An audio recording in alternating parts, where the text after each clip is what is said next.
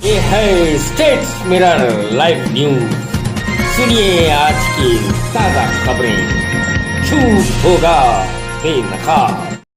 मणिपुर में महिलाओं को नग्न करके परेड कराने के मामले में गिरफ्तार आरोपियों की संख्या हुई 4।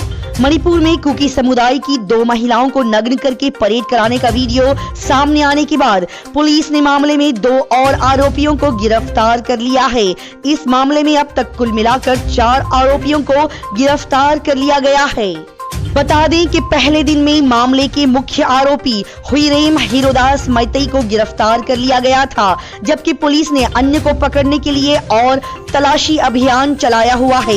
इस घटना से देश भर में आक्रोश फैल गया है और विपक्ष ने भाजपा सरकार से मणिपुर की स्थिति पर विस्तृत चर्चा की मांग को लेकर दबाव बढ़ा दिया है। इससे पहले दिन में प्रधानमंत्री नरेंद्र मोदी ने इस हमले को शर्मनाक बताया और राज्य सरकारों से महिलाओं की सुरक्षा सुनिश्चित करने का आह्वान किया। साथ ही मुख्यमंत्री एन वीरेंद्र सिंह ने एक प्रेस कॉन्फ्रेंस में बताया कि इस मामले की जांच अभी भी चल रही है। संसद में नरेंद्र मोदी ने की सोनिया गांधी से बातचीत और पूछा उनका हालचाल। प्रधानमंत्री नरेंद्र मोदी ने लोकसभा में कांग्रेस नेता सोनिया गांधी का अभिवादन करके उनका हालचाल पूछा। सदन की कार्रवाई शुरू होने से पहले प्रधानमंत्री ने विभिन्न नेताओं का अभिवादन किया। संसद सत्र के पहले दिन नेता आमतौर पर एक दूसरे का अभिवादन करते हैं। इस दौरान सूत्रों के मुताबिक मोदी की तरफ से हालचाल पूछने पर सोनिया गांधी ने बताया कि वो ठीक है। मोदी ने इसके अलावा विपक्ष के तमाम और सांसदों और नेताओं से भी मिलकर उनका हालचाल पूछा। सिद्धरमैया ने कहा, प्रोटोकॉल रखने में क्या गलत है। विपक्षी दलों की बैठक में आईएएस की तैनाती पर कर्नाटक सीएम का बीजेपी जेडीएस पर पलटवार। बेंगलुरु में आगामी लोकसभा चुनाव के लिए हुई विपक्षी दलों की बैठक को लेकर अब घमासान मच चुका है। इस बैठक में विपक्षी नेताओं की आगवानी के लिए 30 आईएएस अधिकारियों की तैनाती को लेकर विपक्षी बीजेपी और जेडीएस सवाल उठा रहे हैं। सिद्धरमैया ने पलटवार करते हुए कहा कि 2015 में अनंत कुमार हेगड़े और आर अशोक के अनुरोध पर बीजेपी के राष्ट्रीय कार्यकारी नेताओं के लिए भी प्रोटोकॉल दिया गया था। अब 26 पार्टियों के नेता भारत के लोकतंत्र को बचाने के लिए यहाँ आए हैं। उनके लिए प्रोटोकॉल रखने में क्या गलत है। कुरान जलाने की घटना से नाराज प्रदर्शनकारियों ने इराक में स्वीडन के दूतावास पर किया हमला। स्वीडन में प्रशासन की अनुमति के बाद मस्जिद के बाहर कुरान जलाए जाने की घटना से नाराज प्रदर्शनकारियों ने गुरुवार को इराक में स्वीडन के दूतावास पर हमला कर दिया और परिसर में आग लगा दी। प्रदर्शनकारियों का वीडियो सामने आ गया है, जिसमें प्रदर्शनकारी दूतावास पर इराकी शिया मौलवी और राजनेता मुतक्ता अल सद्र की तस्वीरों वाले झंडे लहराते हुए दिख रहे हैं।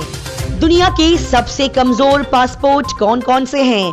हेनली पासपोर्ट इंडेक्स के मुताबिक 2023 में दुनिया का सबसे कमजोर पासपोर्ट अफगानिस्तान का है, जिसका नागरिक बगैर वीजा सिर्फ 27 देशों की यात्रा कर सकते हैं। इस सूची में अफगानिस्तान के बाद सबसे कमजोर पासपोर्ट के मामले में Iraq, Syria, Pakistan, Yemen, Somalia, फिलिस्तीन, नेपाल, उत्तर कोरिया और बांग्लादेश का स्थान आता है। वहीं सबसे शक्तिशाली पासपोर्ट सिंगापुर का बताया जा रहा है। बिहार में विवाहिता ने सुपारी देकर करवाई प्रेमी की हत्या। अफेयर जारी रखने का बना रहा था दबाव। मुजफ्फरपुर बिहार में एक विवाहिता द्वारा प्रेमी की हत्या करवाने का मामला सामने आया है। विवाहिता की दूसरी लड़के से शादी हुई थी, लेकिन मनोज कुमार मृतक प्रेमी उससे संबंध रखना चाहता था, जिससे परेशान होकर उसने 3 कॉन्ट्रैक्ट किलर्स को 5 लाख रुपए की सुपारी दे दी। हत्यारों ने मनोज को नशे का इंजेक्शन दिया और गला दबाकर उसकी हत्या कर दी। पहलवानों के यौन उत्पीड़न के आरोपी ब्रिजभूषण को दिल्ली के कोर्ट ने दी जमानत। दिल्ली के राउज एवेन्यू कोर्ट ने गुरुवार को महिला पहलवानों के यौन उत्पीड़न के आरोपी भारतीय कुश्ती संघ WFI प्रमुख ब्रिजभूषण शरण सिंह को नियमित जमानत दे दी है। बता दिया जाए कि बीजेपी सांसद ब्रिजभूषण के साथ WFI के निलंबित सहायक सचिव विनोद तोमर को मंगलवार को 2 दिनों की अंतरिम जमानत मिली थी। जया बच्चन ने कहा, मुझे इतनी शर्म आई कि मैं पूरा वीडियो देख नहीं पाई। अभिनेत्री और समाजवादी पार्टी सांसद जया बच्चन ने मणिपुर में 2 महिलाओं को नग्न करके घुमाए जाने के वीडियो पर कहा कि मुझे बहुत बुरा लगा, इतनी शर्माई कि मैं पूरा वीडियो देख नहीं पाई। उन्होंने आगे कहा, किसी ने संवेदना इसके बारे में नहीं दिखाई, ये बहुत ही निराशाजनक है। देश में महिलाओं की इतनी बेइज्जती, इतना अपमान बड़े दुख की बात है। पाकिस्तान में सुरक्षा बलों के काफिले पर हुआ आत्मघाती हमला, 1 जवान की हुई मौत। पाकिस्तान के पेशावर में मंगलवार को अर्धसैनिक बल के काफिले के पास आत्मघाती हमला हुआ है, जिसमें कम से कम 1 जवान की मौत हो गई है, जबकि कई लोग घायल हो गए हैं। घटना का एक सीसीटीवी फुटेज सामने आया है। बता दिया जाए कि यह हमला पेशावर के पॉश आवासीय क्षेत्रों में एक हयाताबाद टाउनशिप के पास हुआ है, जहां फ्रंटियर कॉर्प्स FC का मुख्यालय है। नेटफ्लिक्स ने भारत में बंद कर दी पासवर्ड शेयरिंग। नेटफ्लिक्स ने गुरुवार को कहा कि वो भारत में पासवर्ड शेयरिंग बंद कर रहा है। उसने कहा, हम ये ईमेल उन मेंबर्स को भेजेंगे जो अपने मकान के बाहर के लोगों से पासवर्ड शेयर कर रहे हैं। कंपनी ने कहा, नेटफ्लिक्स अकाउंट एक मकान में रहने वालों के लिए है, बाहर वालों के लिए नहीं। घर में रहने वाले कहां भी हो, नेटफ्लिक्स का इस्तेमाल कर सकते हैं। पाकिस्तान की करेंसी भारत करेंसी से मजबूत है या कमजोर? इस वक्त पाकिस्तानी करेंसी की कीमत इंटरनेशनल मार्केट में $1 की तुलना में 283 रुपए के बराबर है। भारत की 1 रुपये की कीमत पाकिस्तानी करेंसी की तुलना में 3.45 रुपये है। पाकिस्तान की खराब स्थिति के कारण करेंसी की वैल्यू दिन ब दिन गिरती जा रही है। एशियाई देशों में शामिल कई देशों के मुकाबले पाकिस्तानी करेंसी की कीमत कम हो गई है। नेपाल, बांग्लादेश, अफगानिस्तान जैसे देशों की करेंसी की कीमत पाकिस्तान में ज्यादा है। पाकिस्तान में सबसे बड़ा नोट 5000 रुपये का है। रेलवे लाएगा गरीबों के अच्छे दिन, इन राज्यों से चलेगी जनता ट्रेनें, मजदूरों को मिलेगी बड़ी सुविधा। वंदे भारत एक्सप्रेस जैसी प्रीमियम ट्रेनों का संचालन दिल्ली, मुंबई, भोपाल, बैंगलोर, हैदराबाद और चंडीगढ़ जैसे शहरों से हो रहा है।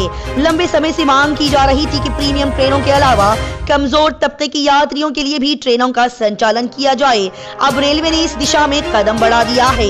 अब रेलवे लंबे रूटों पर गैर AC सुपरफास्ट ट्रेनें चलाने की तैयारी में है। इन ट्रेनों के जरिए मजदूरों को अपने गाँव से दूर शहरों तक कमाने जाने में सुविधा होगी। इसके अलावा त्योहारों पर उनके लिए नॉन स्टॉप घर पहुंचना भी आसान हो जाएगा।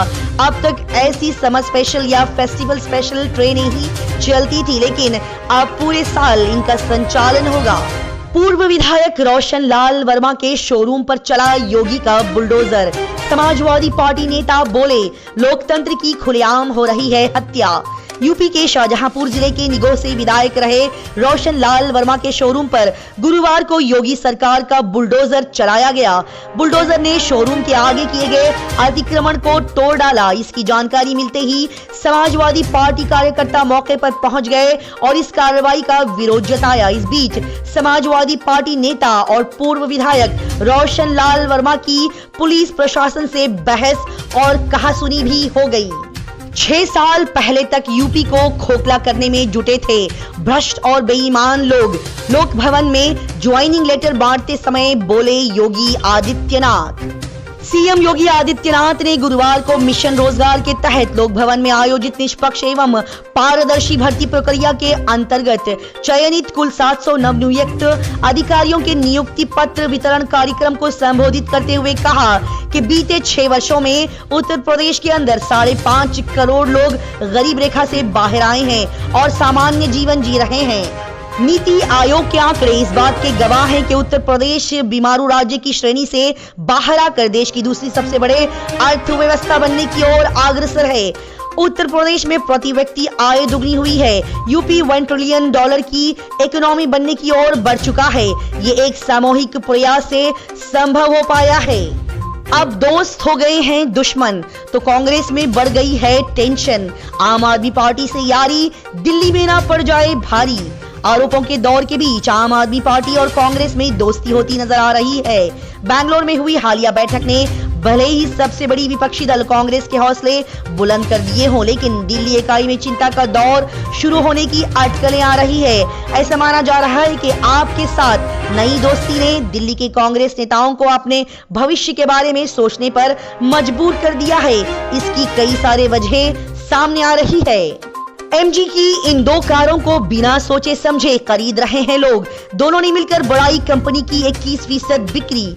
हेक्टर और ZS EV ने एमजी मोटर इंडिया की बिक्री 21% बढ़ाने में मदद की है। लोग इन दो कारों को बिना सोचे समझे खरीद रहे हैं। इस समय मार्केट में इनकी डिमांड बहुत जबरदस्त है, जिस वजह से एमजी की चांदी हो गई है। भारत ने बंद किया चावल निर्यात, रूस ने तोड़ा अनाज का समझौता, फिर मंडराएगा भुखमरी का संकट।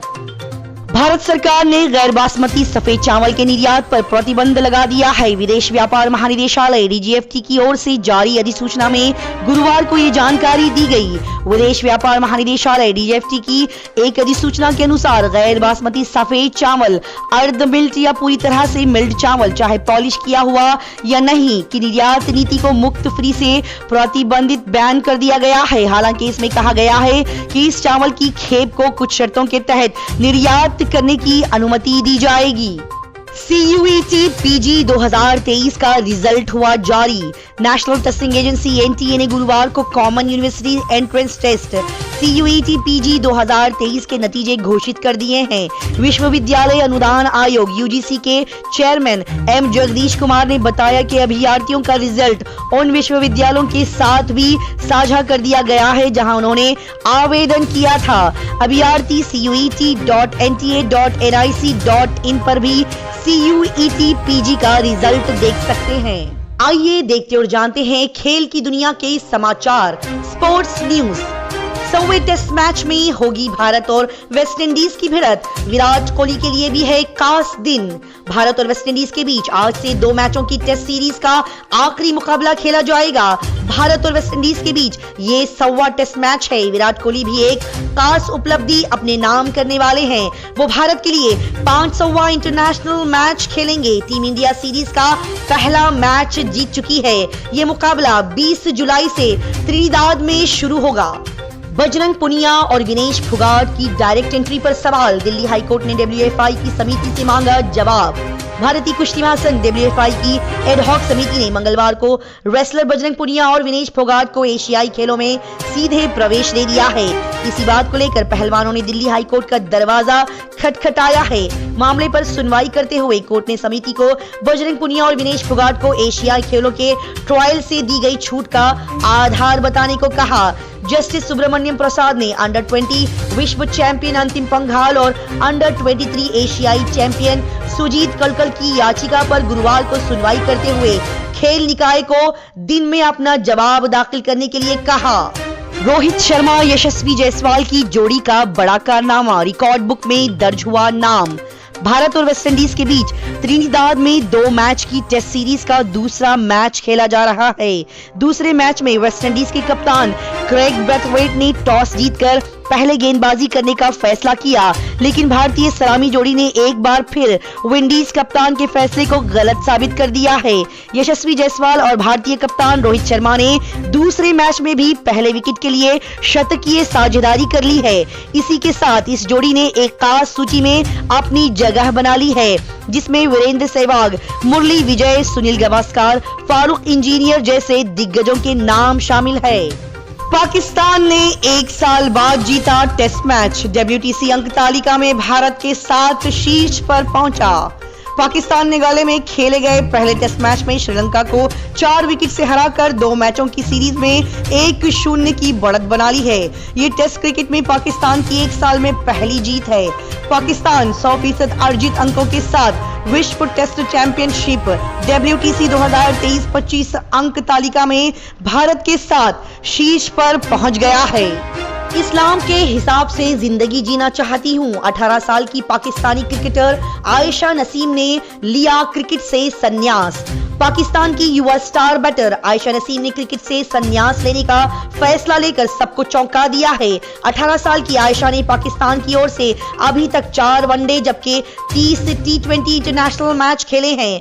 आयशा अपनी तेज तर्रार बैटिंग के लिए चर्चा में रही है और उनका इस तरह से अचानक क्रिकेट से संन्यास लेना काफी चौंकाने वाला है। आयशा ने कहा कि वो अपनी बची हुई जिंदगी इस्लाम के मुताबिक जीना चाहती है और इसीलिए वो क्रिकेट छोड़ रही है। ये थे आज की धमाकेदार खबरें।